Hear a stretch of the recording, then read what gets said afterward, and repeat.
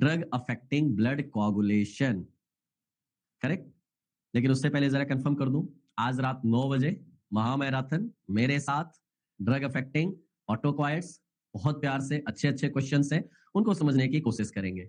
लेकिन आगे बढ़ो उससे पहले जरा मुझे कंफर्म करिएगा, मैंने आपसे बोला था कि ड्रग ब्लड कोआगुलेशन का मैकेनिज्म, और साथ ही साथ अगर बात किया जाएगा कि हमारा कौन कौन से फैक्टर्स हैं जो इन्वॉल्व होते हैं, उनके बारे में बात करने के लिए कहा था। चलो चलो चलो चलो चलो चलो चलो चलो चलो चलो चलो, क्या बोले भैया शोहित सर, स्टार्टिंग में जब जीडीसी से जुड़े तो लगता था प्रिपरेशन कैसे होगा, और अब तो टाइम ही नहीं मिलता है। Thank you so much GDC. Okay, अरे वाह हितेश, बहुत बढ़िया सर। आईपीसी पोस्टर कंपटीशन होता है ना, आपके पोस्टर का टॉपिक है। भैया मैं पोस्टर प्रेजेंटेशन नहीं करने जा रहा हूँ। चलिए ठीक है, तो शुरुआत करें आज के सेशन को, drug affecting the blood coagulation. अब अगर ड्रग अफेक्टिंग ब्लड कोआगुलेशन की बात करें, फैक्टर्स हम बाद में देखेंगे, उससे पहले हम सबसे पहले क्या शुरुआत करेंगे। अच्छा, बच्चों का सवाल है कि सर आप आईपीसी में पोस्टर प्रेजेंटेशन करने जा रहे हो। बच्चों उस दौर से गुजर चुका हूं यार, अभी पोस्टर प्रेजेंटेशन नहीं। आईपीसी में थोड़ा सा एक खुशी की बात है, I am going to receive the best teacher award in the IPC Bangalore, और साथ ही साथ वहीं पे हम अपनी फार्मा कुंडली, जो हमारी pharmacological classification with the tricks and mnemonics की बुक आ रही है, उसका वहां पे इनॉग्रेशन करवाने जा रहे हैं। ठीक है, तो हाँ, जब वापस आएंगे तब बातें की जाएंगी। ठीक है, सब आप लोगों का प्यार ही है, उसी से सब कुछ है। चलो इधर आओ। So drug affecting the coagulation. अब भाई कोआगुलेशन की बात करेंगे, क्लॉटिंग फैक्टर की बात करेंगे, तो विटामिन के को भूल जाएं तो सर ऐसा हो ही नहीं सकता है। विटामिन के क्यों जरूरी है सर, जरा इसकी बात किया जाएगा। सर विटामिन के जो हमारा क्लॉटिंग फैक्टर है, उनको एक्टिवेट करने के लिए जरूरी होता है। वैसे तो आप विटामिन के की बात करोगे तो आपको बायोकेमिस्ट्री में इसके बारे में अच्छे से पढ़ते ही हो, लेकिन लेकिन एक और पॉइंट आता है कि जो हमारा विटामिन के है, यानी हम बात कर रहे हैं यहाँ पे विटामिन के कितने हमारे फैक्टर्स होते हैं, कितने टाइप्स होते हैं, K1 क्या है, K2 क्या है, K3 क्या है, उनकी बात किया जाएगा। K1 यानी फाइलोक्विनोन की बात होती है, K2 मेनाक्विनोन होता है, K3 मेनाडायोन होता है। K1 प्लांट से मिलता है, K2 बैक्टीरिया से मिलता है, और K3 हमारा सिंथेटिक होता है। और यही हमारा जो विटामिन के है, ये डिफरेंट हमारे कोगुलेटिंग फैक्टर, खासतौर पर 2, 7, 9 और 10, इन 4 क्लॉटिंग फैक्टर को हमारा एक्टिवेट करता है, क्योंकि यही हमारे क्लॉटिंग फैक्टर है जो आगे चल के कोआगुलेशन में हेल्प करते हैं, रोल प्ले करते हैं। तो विटामिन के की अगर आप बात कर रहे हो सर, ऑब्वियसली कीड़ा की बात करोगे तो फैट सॉल्युबल विटामिन आएगा, और फैट सॉल्युबल विटामिन है, जबकि हमारा डब्ल्यूबीसी यानी वाटर सॉल्युबल में विटामिन बी और विटामिन सी आते हैं। विटामिन के हमारा फैट सॉल्युबल विटामिन होता है, जो हमारे क्लॉटिंग फैक्टर को एक्टिवेट करने के लिए रिक्वायर्ड होते हैं। अब जब आप विटामिन के की बात करोगे, इसमें हमारा एक रिंग प्रेजेंट होता है जिसको क्विनोन बोला जाता है, और पूरा नेफ्थलीन के साथ प्रेजेंट होता है, इसीलिए इसको नेफ्थोक्विनोन बोला जाता है। अभी आप इसका स्ट्रक्चर देखोगे तो उसमें नेफ्थोक्विनोन इसका स्ट्रक्चर मिलेगा, और उसमें हमारे साइड चेन अलग अलग हो जाते हैं। K1 होगा तो वहां पे हमारा फाइटिल ग्रुप प्रेजेंट होगा, K2 होगा तो प्रिनाइल ग्रुप प्रेजेंट होगा, और K3 होगा तो कोई साइड चेन नहीं होगा। 2018 के जीपैट का यही क्वेश्चन था, which of the following vitamin K do not have the side chain, किसमें साइड चेन रिंग नहीं प्रेजेंट होता है। और ये क्यों बता रहा हूं बेटा, अभी एमपी फार्मासिस्ट का पेपर हुआ था, उसमें इसी से क्वेश्चन पूछा गया था। चलिए आइए, सो अब अगर हम बात कर रहे हैं कि हमारा विटामिन के जो है उसमें नेफ्थोक्विनोन स्ट्रक्चर प्रेजेंट होता है, उसमें साइड चेन हो भी सकती है और नहीं भी मतलब K3 में नहीं होती है, K1 और K2 में हमारा प्रेजेंट होता है। यहां पे देखो आपका स्ट्रक्चर, ये है आपका नेफ्थोक्विनोन रिंग यहां पे प्रेजेंट है। यहां पे ये जो आर लगा है ना, जो सब्स्टिट्यूशंस वाले हमारे हैं, हमने बोला अगर K1 होगा तो फाइटिल ग्रुप है, K2 है तो प्रेनाइल साइड चेन होगी, और K3 होगा तो साइड चेन यहां पे प्रेजेंट नहीं होगी। करेक्ट है? चलो अब एक पॉइंट तो ये समझ में आ रहा है, दूसरा एक पॉइंट और यहां पे समझने की कोशिश करेंगे कि हमारा जो K1 है वो प्लांट से, K2 बैक्टीरिया से और K3 हमारा सिंथेटिक इन नेचर होता है। K1 को ही हम फाइलोक्विनोन या फाइटेनाडाइओन बोलते हैं, K2 को हम मेनाक्विनोन और K3 को मेनाडाइओन बोला जाता है। सर वो बातें तो ठीक है, लेकिन इसका यूज क्या है, इसका काम क्या है? चलो अब देखो, हमारे बॉडी में क्लॉटिंग फैक्टर होते हैं, टोटल कितने क्लॉटिंग फैक्टर होते हैं? तो 12 होते हैं, लेकिन सिंस 6 नंबर का क्लॉटिंग फैक्टर नहीं होता है, इसलिए नंबरिंग में आपको वो 13 तक देखने को मिलते हैं। बेसिक चीज है। अब ये जो हमारा विटामिन के है, हमने बोला मेनली अगर बात करोगे तो इसमें कौन सा हमारा एक्टिव पार्ट होता है? क्विनोन पार्ट इसका एक्टिव इन नेचर होता है। अब ये विटामिन के खुद को खराब कर देता है, ब्रेक कर देता है, इनएक्टिवेट कर देता है, लेकिन हाँ 4 क्लॉटिंग फैक्टर को एक्टिवेट करता है। मतलब अगर मैं बात करूंगा, हमारा जो विटामिन के है मेनली हाइड्रोक्विनोन फॉर्म या नैप्थोक्विनोन फॉर्म है, ये खुद हमारा जाके इपॉक्साइड फॉर्म में कन्वर्ट हो जाता है, लेकिन हमारे प्रोथ्रोम्बिन यानी सेकंड फैक्टर 2, 7, 9, 10 4 क्लॉटिंग फैक्टर ऐसे हैं, इन चारों क्लॉटिंग फैक्टर जो इनएक्टिवेटेड होते हैं उनको ये एक्टिवेट कर देता है। तो प्रोथ्रोम्बिन एक्टिव हुआ, फैक्टर 2, 7, 9, 10 की बात किया गया, ये चारों क्लॉटिंग फैक्टर एक्टिवेट हुए। उस एक्टिवेशन के चक्कर में मेरा विटामिन के इनएक्टिवेट हो जाता है, लेकिन एक और एंजाइम प्रेजेंट होता है that is called as the vitamin K epoxide reductase, क्योंकि हाइड्रोक्विनोन फॉर्म से इपॉक्साइड फॉर्म में कन्वर्ट हुआ है और यही इपॉक्साइड फॉर्म अगेन से हाइड्रोक्विनोन फॉर्म में एक्टिवेट हो जाता है। और इसी एंजाइम को आगे चल के जब हम पढ़ेंगे ना, विटामिन के एंटागोनिस्ट वारफेरिन आता है, वारफेरिन कुछ और नहीं करता है, वो बस इसी एंजाइम को इनहिबिट कर देगा, जिससे इपॉक्साइड से हाइड्रोक्विनोन फॉर्म में अगेन कन्वर्जन नहीं होगा, और अगर वापस से हाइड्रोक्विनोन नहीं बनेगा तो सर ये वापस से इनका एक्टिवेशन नहीं करा पाएगा, क्योंकि ये एक पूरी साइकिल चलती है। सो सिंपली हमने यहां पे बोला vitamin K act as the cofactor for the gamma carboxylation, क्योंकि जब ये एक्टिवेशन हो रहा है ना, यहां पे भी तो एंजाइम लग रहा है, क्या बोलते हैं? गामा कार्बोक्सिलेज, या विटामिन के गामा कार्बोक्सिलेज एंजाइम बोला जाता है, जो हमारा यहां पे क्या होता है, इन फैक्टर्स को एक्टिवेट करने के लिए रिस्पॉन्सिबल होते हैं। अब हमने बोला ये फैक्टर एक्टिवेट हो गए, वो आगे जाके कोआगुलेशन करेंगे, लेकिन एक्टिवेट किसकी वजह से हुए? सर विटामिन के की वजह से हुए, तो इसीलिए बोला गया 2, 7, 9, 10। कई बार आपसे क्वेश्चन पूछा जाता है दैट विटामिन के is mainly responsible for the activation of which factor? 4 याद रखना, 2, 7, 9, 10। हाँ, आप लोगों ने एएनएस में और भी पढ़ा है, 3, 7, 9, 10 पढ़ा है, वो क्रेनियल नर्व की बात होती है। ये हमारे 2, 7, 9, 10 की बात किया जाता है, ये 4 क्लॉटिंग फैक्टर का एक्टिवेशन होगा। करेक्ट है? चलो, कौन से डिजीज में अभी बात करूंगा? डिजीज नहीं, अभी बेसिक चल रहा है। तो इसीलिए बोला गया विटामिन के is mainly responsible for the activation of clotting factor. अब अगर क्लॉटिंग फैक्टर एक्टिवेट होंगे तो ब्लड कोआगुलेशन होगा, साथ ही साथ अब ब्लड कोआगुलेशन होगा, चांसेस है एथेरोस्क्लेरोसिस का प्रिवेंशन करेगा। इवन ये विटामिन के is also responsible for the maturation of the red blood cells, और बोन की सिंथेसिस भी कराने में रोल प्ले करता है। लेकिन जो सबसे बड़ा विटामिन के का रोल है वो है कोआगुलेशन, क्योंकि कोआगुलेशन में, अब एक बात बताओ, अचानक से मैं जा रहा था, मुझे चोट लग गई, ब्लीडिंग होने लगी। अब ब्लीडिंग होगी तो वहां पे ब्लड क्लॉट होगा ना, लेकिन ब्लड क्लॉट के लिए मुझे क्लॉटिंग फैक्टर चाहिए। क्लॉटिंग फैक्टर कहां से आते हैं? इनएक्टिव फॉर्म में मेरे बॉडी में प्रेजेंट है, लेकिन उनका एक्टिवेशन जरूरी है, और उन्हीं क्लॉटिंग फैक्टर को एक्टिवेट करने के लिए अलग अलग चीजें रिस्पॉन्सिबल होती हैं। वही हम पढ़ रहे हैं, द ड्रग और the agent which is responsible for the blood coagulation. तो विटामिन के कहां कहां यूज करेंगे? फंक्शंस तो आपको पता है, कोआगुलेशन हो गया, एथेरोस्क्लेरोसिस हो गया, रेड ब्लड सेल्स के फॉर्मेशन एंड मैच्योरेशन में हो गया, इनमें है। लेकिन लेकिन लेकिन लेकिन लेकिन यूज कहां कहां? लीवर डिजीज में यूज किया जाएगा। प्लस जरा याद करिएगा, जब जनरल फार्माकोलॉजी आपको पढ़ा रहा था तो मैंने बोला था वॉरफेरिन का एंटीडॉट विटामिन के, और विटामिन के का एंटीडॉट वॉरफेरिन, दोनों एक दूसरे के एंटीडॉट होते हैं। सो ये हमारा वॉरफेरिन के जो ओरल एंटीकोगुलेंट अभी आगे पढ़ेंगे, उसका एंटीडॉट भी कहलाता है। प्लस जब सैलिसिलेट की पॉइजनिंग होती है, जहां पे बहुत सारे ब्लीडिंग कॉम्प्लिकेशंस होने लग जाते हैं, वहां पे भी हमारा K1 यूज किया जाता है। K3 can cause the haemolysis, इसलिए G6PD डिफिशियंसी पेशेंट को नहीं दिया जाएगा। अब जरा एक मिनट फिर से मैं साइकिल रिपीट करा दूं, अभी बताता हूं कैसे कहां क्या रोल होगा, थोड़ा सुनना पहले। ओवरऑल हमने क्या देखा है? ओवरऑल मैंने देखा कि विटामिन के का काम है सर मेरे 2, 7, 9, 10 इन चारों क्लॉटिंग फैक्टर जो कि इनएक्टिव फॉर्म में प्रेजेंट होते हैं उनको एक्टिवेट कराने की जिम्मेदारी है किसकी? सर विटामिन के की। अब विटामिन के कैसे एक्टिवेट करता है? तो सर इसके लिए हमने एक चीज यहां पे क्या देखा, थोड़ा उल्टे डायरेक्शन में बना दे रहा हूं।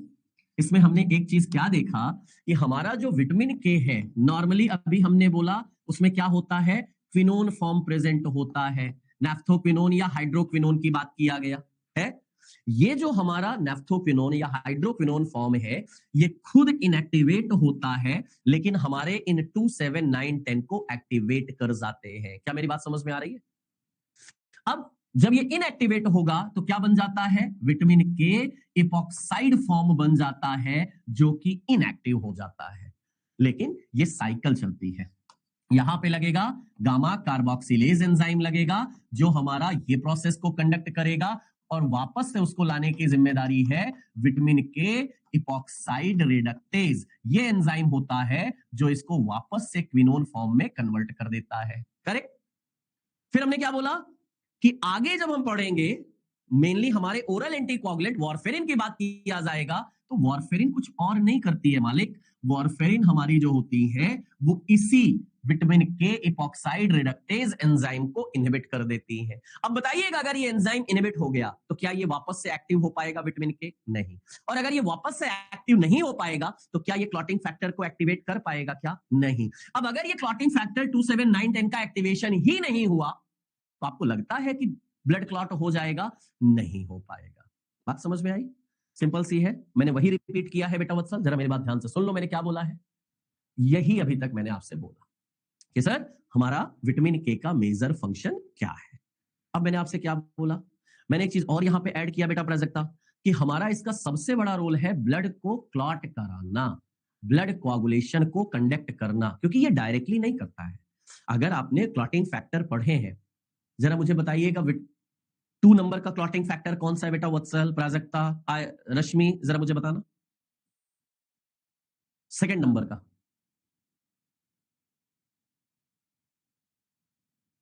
प्रोथ्रोम्बिन। प्रोथ्रोम्बिन क्या एक्टिव है?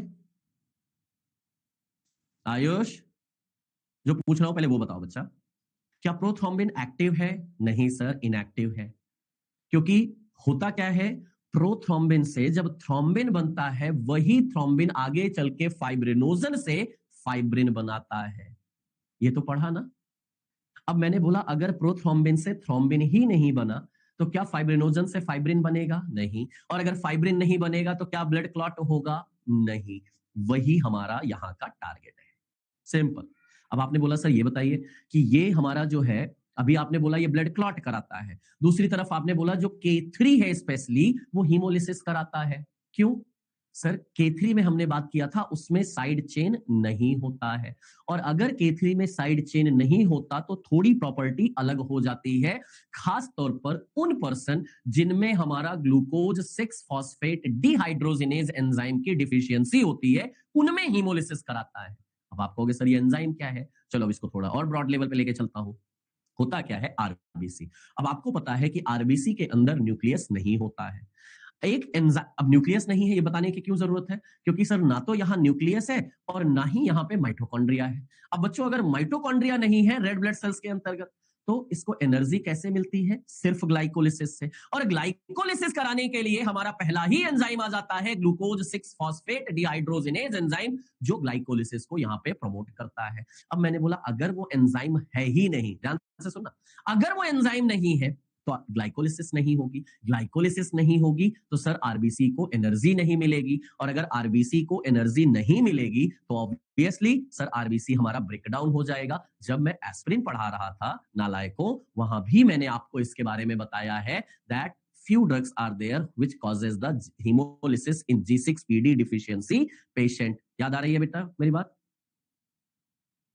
हर चीज जुड़ी हुई है, जरा ध्यान देना नहीं तो सब गड़बड़ है। इसीलिए बोला गया कि K3 केवल ऐसा है जो हमारा हीमोलिसिस कराता है, सारे नहीं कर रहे हैं। ओके, अब मुझे इससे ज्यादा मतलब नहीं है, मेरा मेन टारगेट क्या है, मैं ये क्यों आपको बताया, क्योंकि मुझे पढ़ना है एंटी कोगुलेंट। क्यों पढ़ना है सर? अब देखो, अब जरा एक मेरी बात ध्यान से सुनना। हाँ बेटा, G6PD डिफिशियंसी हिमोलिसिस कॉज कराने वाले की ट्रिक है ना, INA can't deal the situation. है वीडियो डाला हूं बेटा, देखना, तुम्हारे क्लास के रिकॉर्डिंग में भी है, कोई बात नहीं, अभी आने दो, सल्फोनामाइड में वो ट्रिक भी आपको पढ़ाऊंगा जब कीमोथेरेपी पढ़ाऊंगा, अभी नहीं, अभी थोड़ा सुनते जाओ। हाँ, एंटी कोआगुलेंट। अब सर हम ये क्यों पढ़ रहे हैं? मैं पहले आपको अलग अलग नाम से दोस्ती करा दूं, नहीं तो तुम लोग बहुत मेरा सर खाते हो। जरा नाम क्या है, इधर ध्यान देना। एक वर्ड आता है एंटी कोआगुलेंट, एक वर्ड आएगा फिब्रिनोलाइटिक, एक आएगा एंटी फिब्रिनोलाइटिक, एक और आएगा एंटी प्लेटलेट। ये अलग अलग क्लासेस है और सबका अपना अपना मतलब है। अब एंटी कोआगुलेंट क्यों सर? चलो एक बात बताओ, अब कोई पर्सन ऐसा है जिसमें ब्लड क्लॉट जल्दी हो जा रहा है, सुनना ध्यान से, ब्लड क्लॉट बड़ी जल्दी हो जा रहा है, इवन अगर मैं कहूं हमारे ब्लड वेसल्स के अंदर भी ब्लड क्लॉट हो जा रहा है, क्या वो अच्छी सिचुएशन है? नहीं। तो मुझे वहां पे ब्लड क्लॉट को क्या करना पड़ेगा? रोकना पड़ेगा, पहला।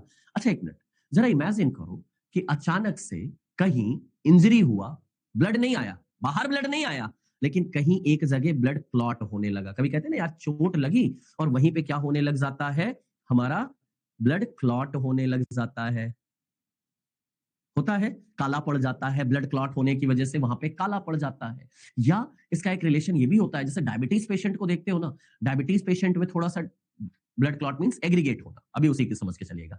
तो यहां देखो आपको ये क्या दिख रहा है, ब्लड क्लॉट होता हुआ दिख रहा है। अब ये ब्लड क्लॉट क्या ये अच्छा है क्या? नहीं। तो मुझे इस ब्लड क्लॉट को क्या करना पड़ेगा? नहीं होने देना है।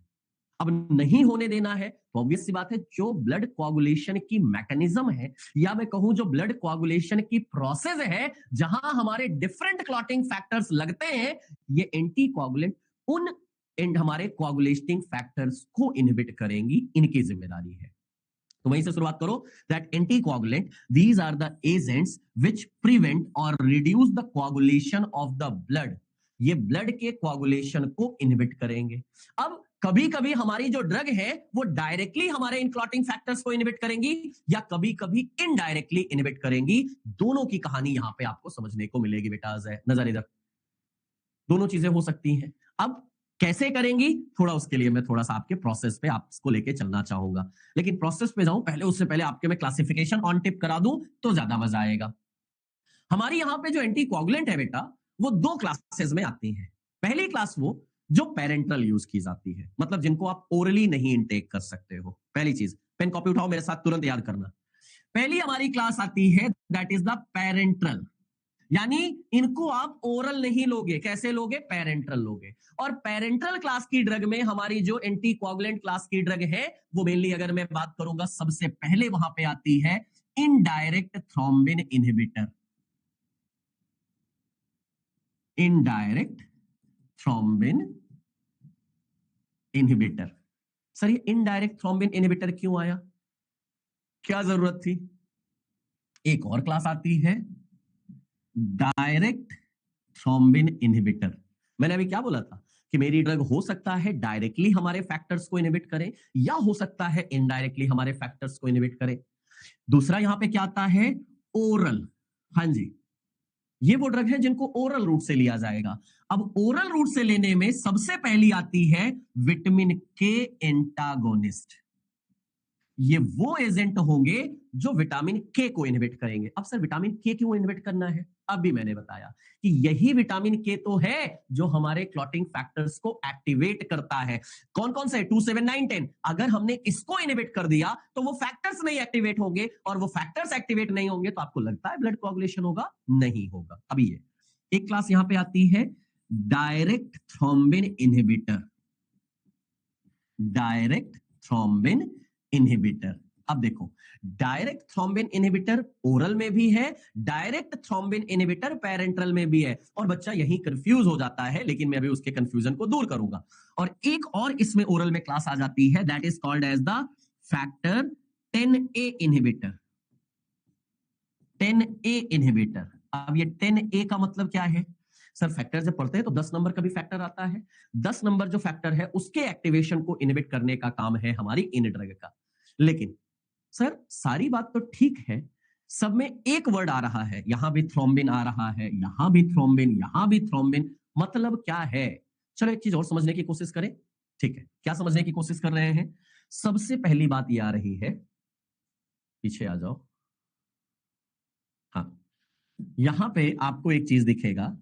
अभी बेसिक की बात कर रहा हूं मैं, सब पे नहीं जाऊंगा, सब पे नहीं जाऊंगा। अभी मैंने क्या बोला कि sir intrinsic extrinsic pathway, mixed pathway होने के बाद क्या होता है? हमारा प्रोथ्रोम्बिन होता है, जिसको हमने बोला फैक्टर 2। प्रोथ्रोम्बिन इनएक्टिव होता है और यही प्रोथ्रोम्बिन हमारा एक्टिवेट होके बनाता है क्या? थ्रोम्बिन। ठीक, यही जो हमारा थ्रोम्बिन होगा ये फर्दर क्या करेगा? हमारे लीवर से जनरेट हुआ फिब्रिनोजेन, फाइब्रिनोजेन जो इनएक्टिव फॉर्म में होता है उसको एक्टिवेट करते हैं और बनता है फाइब्रिन।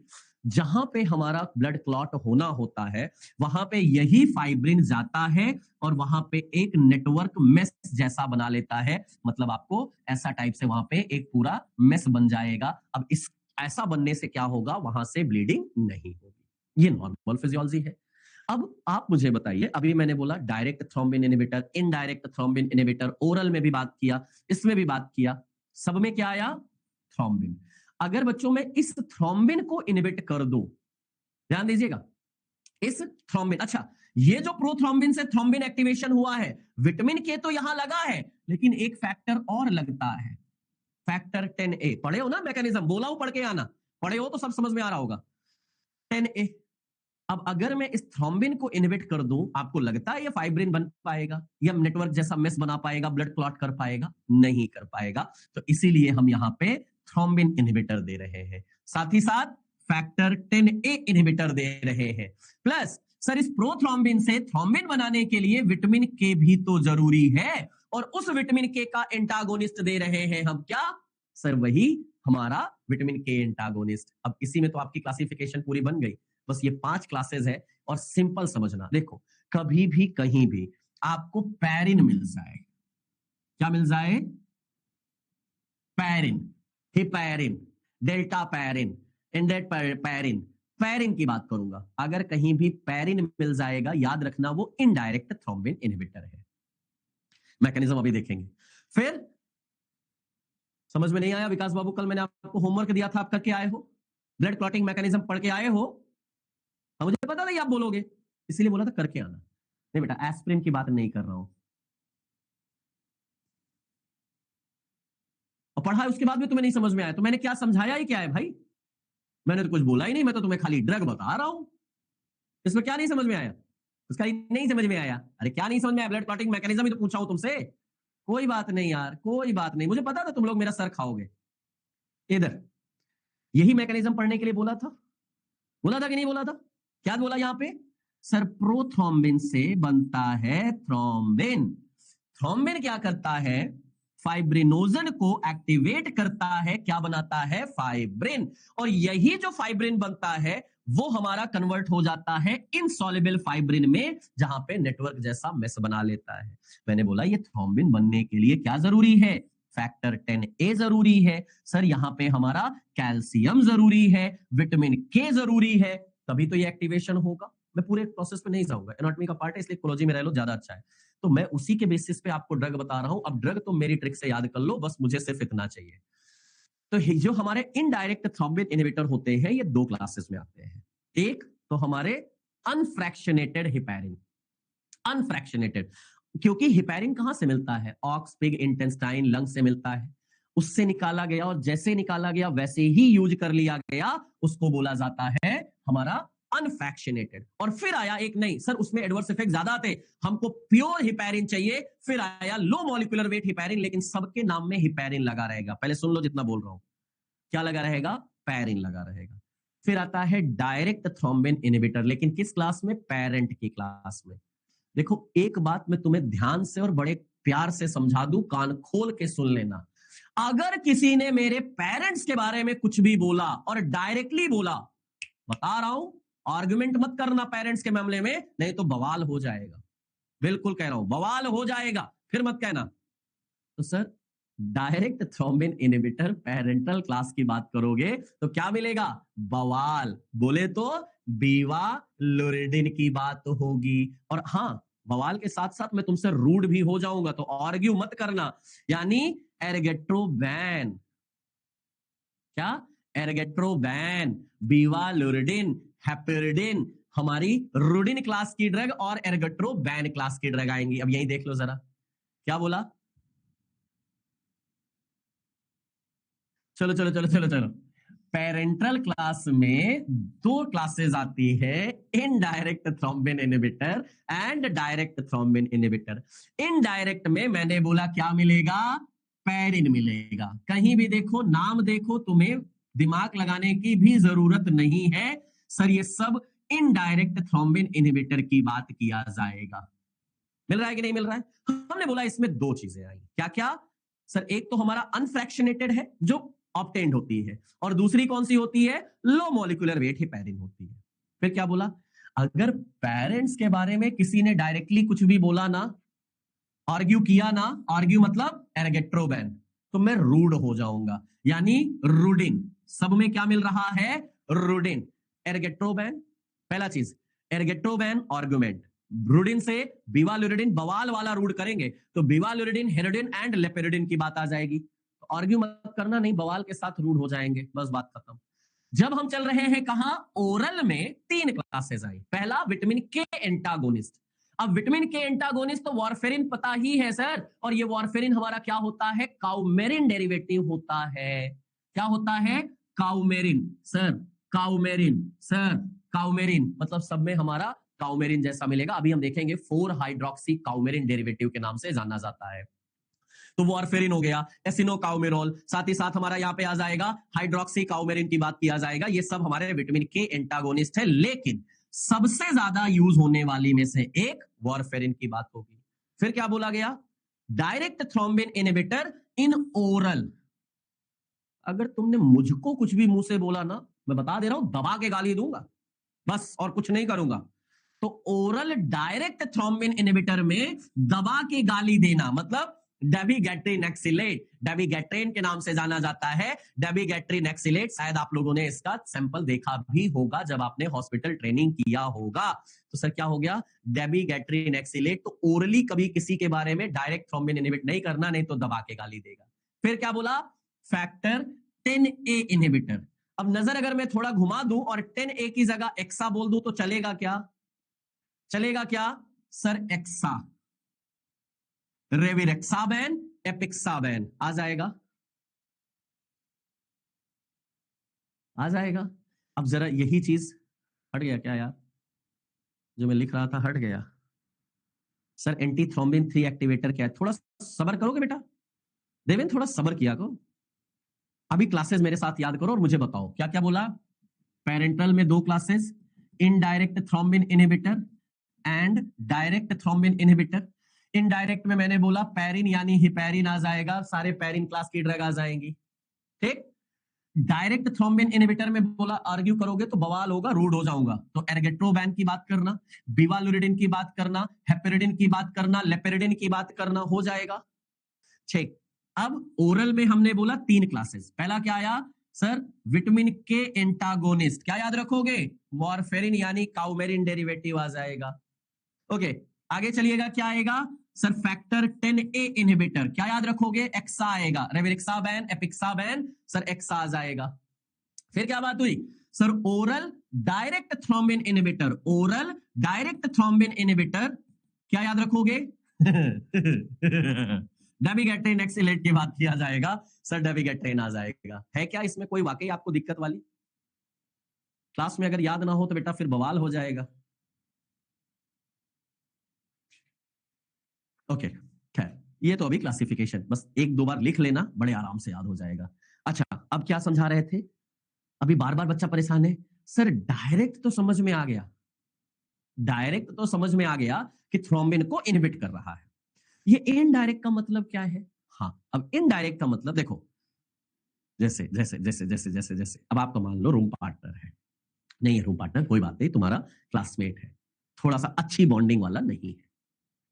अब उसको तुम्हें कुछ कहना है, तो पता है कि अगर डायरेक्टली बोलोगे तो सर आर्ग्यू हो जाएगा, बवाल हो जाएगा, तो तुम क्या कहते हो ना, हम इनडायरेक्टली उसको सुनाएंगे। जैसे क्लास में कुछ होता कहना होता है ना, मतलब किसी को कुछ कहना होता है ना, तो सर्कल में बैठ के क्या बोलते हैं, अरे यार हमें पता है आजकल कुछ लोग जो है ना वो बहुत ज्यादा दिखाने लगे हैं, ठीक है, पढ़ाई नहीं करते हैं, लेकिन हाँ हमको दिखाने के लिए बहुत कुछ कहते रहते हैं, मेरी टांग खींचते रहते हैं, कुछ लोग हैं मेरे साथ ऐसे। हमने नाम नहीं लिया, इनडायरेक्टली बोल दिया। करेक्ट। हिपेरिन वही करता है। हिपेरिन को थ्रोम्बिन इनहिबिट करना है, लेकिन वो डायरेक्टली इनहिबिट नहीं करता है। हिपेरिन क्या करता है, जैसे होता है ना डायरेक्ट लड़ाई नहीं चलना, सर शांत रहने का, ठीक है, टॉन्ट मार देने का, इनडायरेक्टली काम कर लेने का। तो हिपेरिन क्या करता है, हिपेरिन हमारा एक फैक्टर्स को एक्टिवेट करता है, जिसको बोलते हैं एंटी थ्रोम्बिन 3। सुनिएगा पूरी बात। हिपेरिन क्या करता है, हमारा एक फैक्टर्स को एक्टिवेट करता है, जिसको बोला जाता है एंटी थ्रोम्बिन 3। अब एंटी थ्रोम्बिन 3 जो बना ना, वो जाके फर्दर हमारे थ्रोम्बिन 10, 11, 12, 13 सबको इनहिबिट करेगा।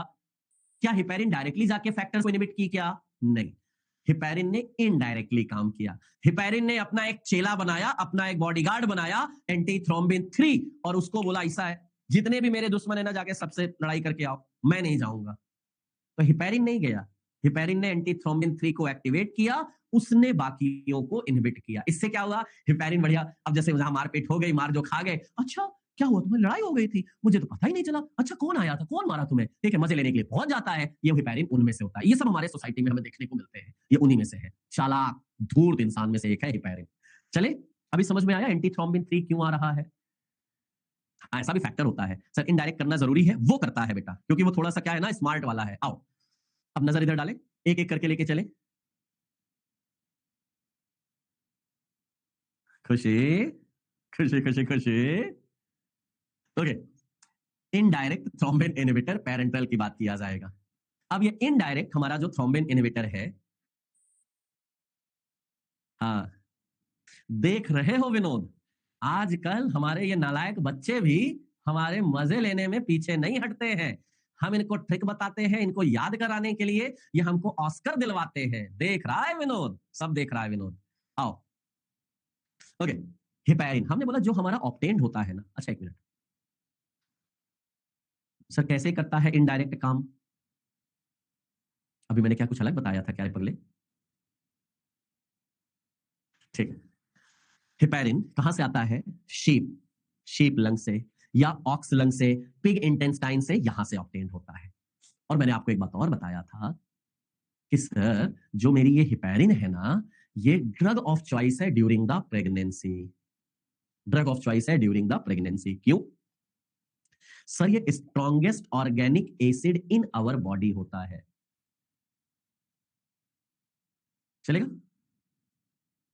क्या है? Strongest organic acid in our body. जब आपको जनरल फार्माकोलॉजी पढ़ा रहा था, उसमें आपको एक चीज बताया था कि कोई भी अगर स्ट्रॉन्गेस्ट एसिड है या स्ट्रॉन्गेस्ट बेस है, तो वो कोई भी पीएच हो, सभी पीएच पे क्या होगा, आयोनाइज्ड होगा। अब अगर सभी पीएच में आयोनाइज्ड है, तो लिपिड सॉल्युबल होगा या वाटर सॉल्युबल? तो सर ऑब्वियस सी बात है वाटर सॉल्युबल होगा। अब अगर वाटर सॉल्युबल होगा तो क्या वो ट्रिपल बी या प्लेसेंटा पार कर पाएगा क्या? नहीं पास कर पाएगा। इसीलिए हमने बोला ये हमारी ड्रग ऑफ चॉइस होता है ड्यूरिंग द प्रेगनेंसी, क्योंकि ये ड्रग ऐसी है जो आयोनाइज्ड इन नेचर होती है। हाँ, स्ट्रॉन्गेस्ट ऑर्गेनिक एसिड है, और इसका एंटीडॉट भी प्रोटामिन सल्फेट, जो कि स्ट्रॉन्गेस्ट ऑर्गेनिक बेस के नाम से जाना जाता है। ऑलरेडी हम लोगों ने इसको पहले पढ़ा है। करेक्ट, इसमें भी कुछ नया नहीं है। नया क्या है जिसमें तुम तब से परेशान हो कि सर ये काम कैसे करता है? पहले मैकेनिज्म ही तुम्हें बता दूं, ऑलरेडी बता चुका हूं, फिर से बता दे रहा हूं। चलो चलो चलो, क्या है? Heparin bind and accelerate the activity of anti thrombin 3। इधर भी देखते रहना कोई दिक्कत हो तो। मैंने बोला हिपेरिन ने क्या बनाया, एंटी थ्रोम्बिन 3 बनाया। अब ये जो एंटी थ्रोम्बिन 3 बना ना, यानी हिपेरिन एंटी थ्रोम्बिन 3 का कॉम्प्लेक्स बन गया ना, ये क्या करेगा, अब ये जो एंटी थ्रोम्बिन 3 जो एक्टिवेट होके आया है, वो इनहिबिट करेगा क्या क्या सर, 2, 9, 10, 11, 12, 13, इन सबको वो इनहिबिट करेगा। मतलब मतलब क्या हो गया भाई? अरे आ रहा हूं, रूट की बात करूंगा, आईएम सबक्यूटेनियस दोनों की बात करूंगा। ओरल रूट से एब्जॉर्प्शन नहीं होगा, रीजन अभी बता चुका हूं, क्योंकि ये आयोनाइज्ड होगी। यहाँ पे कौन कौन महानुभाव कहां कहां चले गए हैं? 1000 फोल्ड फास्टर क्या होता है? 1000 गुना फास्ट है बेटा। सर ये अनफ्रैक्शनेटेड क्या होता है जो लिखा है? मुझे पता था, ऐसा मनीष ना पूछे, ऐसा हो कैसे सकता है भैया? अनफ्रैक्शनेटेड, इम्प्योर, जैसे ऑब्टेन्ड किया गया ऑक्स के लंग से या पिग के इंटेस्टाइन से या सिप के लंग से, वो निकाल के सीधे तुम में इंसर्ट कर दिया जाए, कहलाएगा हमारा अनफ्रैक्शनेटेड। बात चलेगी? वही यहाँ पे बोल रहा हूं। अब नजर इधर रख लो, ज्यादा अच्छा है। हमने बोला हिपेरिन आएगा, एंटी थ्रोम्बिन 3 बनाएगा, वही एंटी थ्रोम्बिन 3 हमारे 2, 9, 10, 11, 12, 13 फैक्टर को इनहिबिट कर देगा। अब अगर ये सारे फैक्टर इनहिबिट हुए, ओवरऑल हमारा प्रोथ्रोम्बिन से थ्रोम्बिन भी तो इनहिबिट हो गया, और अगर थ्रोम्बिन इनहिबिट हो गया तो क्या बेटा आपको लगता है कि फाइब्रिनोजन से फाइब्रिन बन पाएगा? नहीं बन पाएगा। और अगर नहीं बनेगा तो क्या क्लॉटिंग हो पाएगा? नहीं हो पाएगा। सर इसने इनडायरेक्टली अटैक किया है। हेपेरिन का एब्जॉर्प्शन ओरल नहीं होता, इसलिए इसको सबक्यूटेनियस या आईएम रूट से दिया जाता है। ये एंटी थ्रोम्बिन 3 एक्टिवेट करके काम करता है, और उसके बाद हमारे 2, 9, 10, 11, 12, 13 को इनहिबिट करता है। और एक चीज और, जो हमारा हिपेरिन है बेटा, ये क्या है? हायर डोज में प्लेटलेट के एग्रीगेशन को भी इनहिबिट करता है, जिससे ब्लीडिंग और प्रोलॉन्ग हो जाती है। तो नॉर्मल अगर इंजरी का केस है, ब्लीडिंग हो रही है, तब हिपेरिन नहीं दिया जाएगा। 11 और 13 कैसे? बस तो 2, 7, 9, 10 होते हैं ना भैया। 2, 7, 9, 10 को विटामिन के एक्टिवेट करता है, होते तो 13 तक है ना अनुष्का बेटा। बेटा ये गूगल करके आओ, मैं श्रेयस पहले तुम। साइड इफेक्ट देगा ना बेटा, थ्रोम्बोसाइटोपिनिया करेगा ना। थ्रोम्बोसाइटोपिनिया मतलब हमने बोला प्लेटलेट के एग्रीगेशन को इनहिबिट करेगा, यानी प्लेटलेट का एक्सक्रीशन बढ़ा देगा, और अगर प्लेटलेट का कंसंट्रेशन हमारे बॉडी में कम हो जाएगा तो थ्रोम्बोसाइटोपिनिया हो जाएगा। हाँ बिल्कुल देखने को मिलेगा, सब कुछ जुड़ा हुआ है। फिर हिपेरिन हमारा इन विवो और in vitro, in vivo and in vitro दोनों काम करता है। और ये क्वेश्चन पूछा गया हुआ है, विच ऑफ द फॉलोइंग, वारफेरिन और हिपेरिन एक्ट इन विवो और इन विट्रो। अब पूछोगे सर ये इन विवो और इन विट्रो क्या है? आपके बॉडी में भी काम करता है तो इन विवो है, और कोई ऑर्गन निकाल के बाहर रख दिया जाए, वहां पे इसका यूज चेक किया जाए, तो वो इन विट्रो है। ऑर्गन छोड़ो, कभी आप लोगों ने ब्लड डोनेट किया है? किया होगा। वो जो बैग होता है, जो या जो ट्यूब होता है जिसमें ब्लड सैंपल कलेक्ट किया जाता है, सर उसमें ऑलरेडी हमारा यही हिपेरिन रहता है। क्यों? ताकि जो ब्लड निकाला गया है वो ब्लड क्लॉट ना हो जाए, इसीलिए। तो उस बैग में ऑलरेडी एंटी कोगुलेंट रहता है, और बाहर काम किया ना तो इन विट्रो की बात किया जाएगा। ठीक है जी। और इसके अलग अलग डेरिवेटिव आते हैं, एकदम साइलेट वगैरह सब इसकी बात करेंगे, सोडियम ईडीटीए वगैरह भी और भी डेरिवेटिव आने लगे, लेकिन इसका भी यूज कर सकते हैं, ये हमारा यूज होता है। मैकेनिज्म हिपेरिन की वही कहानी जो मैंने बोला। कहां कहां देखो जरा ध्यान देना, कहां कहां हिपेरिन काम कर रहा है? 12, 11, 9, 10, और हमारा यहां भी, और साथ ही साथ यहां भी। तो 2, 9, 10, 11 इंट्रिंसिक वाले पे काम करता है, एक्सट्रिंसिक पाथवे पे काम नहीं करता है, अगर हम इनकी बात करेंगे तो। हिपेरिन की बात चल रही थी, क्लॉटिंग फैक्टर तो याद ही होंगे, मैं उस पर बात नहीं कर रहा हूँ। 2, 7 मैंने आपसे बोला, 2, 9, 11, 12, 13 यानी प्रोथ्रोम्बिन। 9 में आ गया हमारा एंटी हीमोफिलिक फैक्टर की बात किया जाएगा, या हम बोले हमारा, अच्छा देखो, 8 को एंटी हीमोफिलिक फैक्टर ए बोला जाता है, एंटी हीमोफिलिक फैक्टर ए बोला जाता है, और 9 को एंटी हीमोफिलिक फैक्टर बी बोला जाता है। ये दोनों पूछे गए क्वेश्चन में से एक है, करेक्ट। 10th हमारा क्या हुआ? स्टुअर्ट हुआ। देन हमारा थ्रोम्बोप्लास्टिन एसेंडर हुआ। हैगमैन फैक्टर की बात करोगे, फाइब्रिन स्टेबलाइजिंग। अभी किसी बच्चे ने बोला था सर हमने तो 13 क्लॉटिंग फैक्टर पढ़े हैं। बेटा जरा बताना 6 नंबर का क्लॉटिंग फैक्टर है क्या? नहीं है। अब अगर 6 नंबर का क्लॉटिंग फैक्टर नहीं है तो जरा मुझे कंफर्म करना, टोटल कितने हुए? आईवी ड्रग की वजह से बेटा होगा। सर ओरल में केवल इन विवो एक्शन आएगा, क्योंकि ओरल तो भाई आपको पता है एब्जॉर्प्शन होगा ही नहीं। चलेंगे, बढ़िया। भाई इसमें तुम्हें क्या क्लॉटिंग फैक्टर देखना है भाई? नहीं देखे थे क्या? ट्रिक नहीं पढ़े थे क्या? क्या मैंने एग्जाम में आईएम लिखा, सब क्यूटेनियस और आईएम दोनों होता है बेटा। जय बेटा केमिस्ट्री तो केमिस्ट्री में पढ़ना ना विष्णु।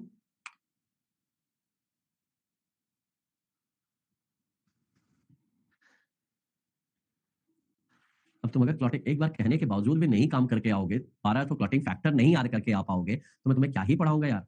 अनीता बेटा 100 में नहीं होने वाला कुछ, थोड़ा और मेहनत करो। चलिए आगे का हमारा आता है लो मॉलिक्यूलर वेट हिपेरिन। ये भी वही है, बस अंतर क्या है सर? इनमें एडवर्स इफेक्ट कम है, थ्रोम्बोसाइटोपिनिया कम करेंगे, एडवर्स इफेक्ट कम कॉज करेंगे, मैकेनिज्म ज्यादा, सब वही है। इसलिए आज की डेट पे इनका यूज ज्यादा किया जाता है। जैसे अगर हम बात करते हैं कौन कौन सी, सर इनॉक्सापैरिन, डेल्टेपैरिन, टिंजापैरिन, ये सब लो मॉलिक्यूलर वेट हिपैरिन है। अब इनमें फायदा क्या है, हिपैरिन का ओरल एब्जॉर्प्शन नहीं था, सर इनका भी ओरल एब्जॉर्प्शन उतना नहीं है, बट अगर हम नॉर्मल उससे कंपेयर करेंगे तो इसकी बायोअवेलेबिलिटी थोड़ी सी ज्यादा है। साथ ही साथ हम बात करेंगे सर इसका इनहिबिशन रेट भी थोड़ा सा ज्यादा है हमारे अनफ्रैक्शनेटेड वाले से। काम वही है, एंटी थ्रोम्बिन 3 को एक्टिवेट करना। एंटी थ्रोम्बिन 3 एक्टिव होगा तो फर्दर हमारे 2, 9, 10, 11, 12, 13 को इनहिबिट करेगा, यानी प्रोथ्रोम्बिन से थ्रोम्बिन नहीं बनने देगा। हमने बोला लो रिस्क ऑफ ब्लीडिंग होगा, सर इसका बायोअवेलेबिलिटी थोड़ी सी ज्यादा है और कंसिस्टेंट होती है as compare to the unfractionated की बात करोगे तो। अगला क्या आता है, डायरेक्ट थ्रोम्बिन इनहिबिटर। पेरेंटल में यही तो देखा था, अब ये कुछ और नहीं करेगी, ये सिर्फ हमारा फैक्टर 2 है जो थ्रोम्बिन है ना उनको इनहिबिट करने वाली है, उनको इनहिबिट करेगी। अगर रीनल पेशेंट का पेशेंट रीनल फेलियर का पेशेंट है तो ये मत देना, क्योंकि एक्सक्रीशन तो किडनी से ही होना है, इसलिए उनमें अवॉइड किया जाता है। Bivalirudin have the shortest half life. और साथ ही साथ हम बात करेंगे, हाँ अगर कोई पर्सन ऐसा है जो हिपैरिन ले रहा था और हिपैरिन लेने की वजह से उसमें एडवर्स इफेक्ट आ गए थ्रोम्बोसाइटोपिनिया वाले, यानी प्लेटलेट का कंसंट्रेशन घट गया, उस केस में हम इस एंटीकोगुलेंट का यूज कर लेते हैं। शॉर्टेस्ट एक्टिंग है, थोड़ा सा काम अच्छा कर लेगी, बस इतनी सी बात किया जाता है। चलेगा। अब हम किस पर चलेंगे, सर दूसरा पार्ट, ओरल एंटीकोगुलेंट, लेकिन आज नहीं कल, क्योंकि ओरल एंटीकोगुलेंट के साथ साथ हम आगे चल के ये भी बात करेंगे हमारा फिब्रिनोलाइटिक क्या है, एंटी फिब्रिनोलाइटिक क्या है, एंटी प्लेटलेट ड्रग क्या है, सबको हम कल देखेंगे। हाँ बेटा शिवा, आज मेरी फार्माकोलॉजी की महामैराथन है। लॉ मॉलिक्यूलर वेट ही क्यों होता है, लार्ज क्यों नहीं? सर ऑलरेडी वो म्यूकोपॉलीसैकेराइड है, ऑलरेडी वो लार्ज था, उसको हम लो मॉलिक्यूलर वेट कर रहे हैं। ठीक कह रहे हो बेटा। आज का टॉपिक 100% उसको बिल्कुल भी नहीं समझ में आएगा जिसने ब्लड क्लॉटिंग मैकेनिज्म नहीं पढ़ा या क्लॉटिंग फैक्टर से दोस्ती नहीं किया। और